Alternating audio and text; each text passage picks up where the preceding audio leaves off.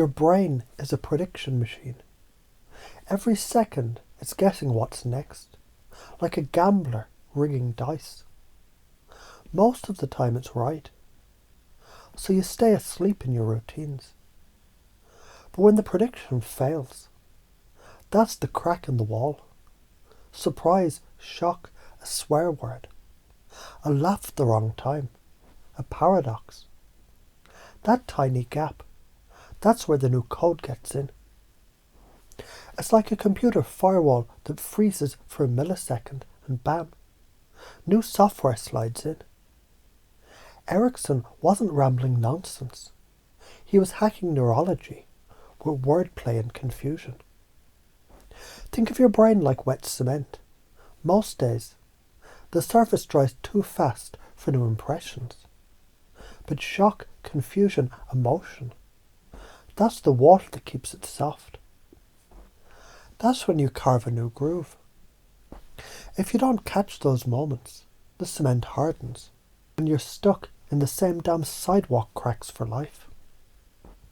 A kid doesn't remember the 100 bedtime stories that you told sweetly.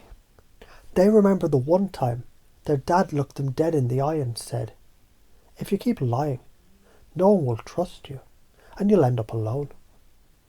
That shock burned. That's the difference. Coddling evaporates. Jolts imprint. Emotion. It's chemical ink. Shock, laughter, anger. These dump adrenaline, dopamine, cortisol. And when you link truth to that biochemical cocktail, it gets tattooed in your nervous system. No eraser. Permanent. Skip the emotion. The message is written in chalk. First rain, and it's gone. Here's the formula, the spell. Confusion, openness, suggestion, integration. Break the loop, jam the gears, then slide in the upgrade.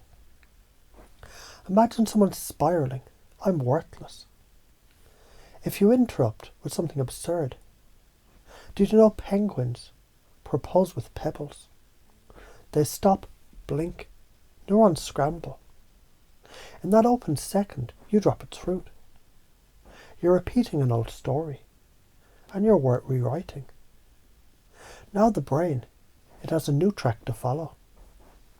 So how do you already do this? You've laughed so hard during a fight that the fight vanished. You've been shocked by a breakup, and through the pain reinvented yourself. You've had someone curse truth at you and hated it, then months later admitted, "Damn, they were right." That's pattern interruption. You've been wielding it unconsciously. Now it's time to do it on purpose. So how can you do it more? Swear strategically. A well-placed fuck, it wakes the amygdala. Flip expectations. Answer questions with riddles, stories, or silence.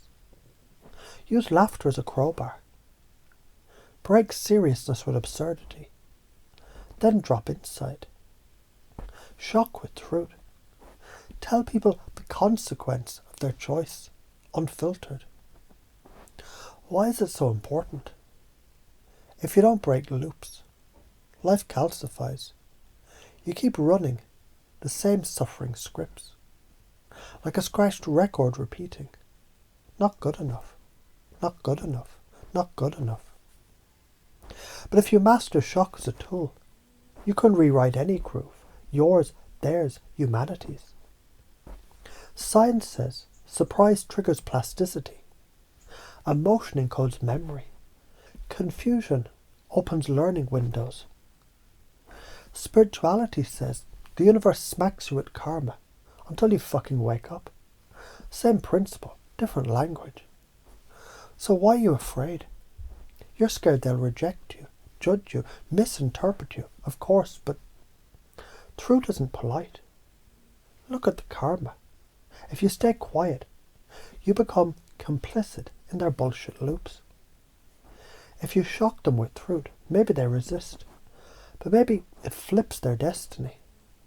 The question is, do you want to be loved for keeping people comfortable or remembered for changing their lives? The patterns that need interrupting.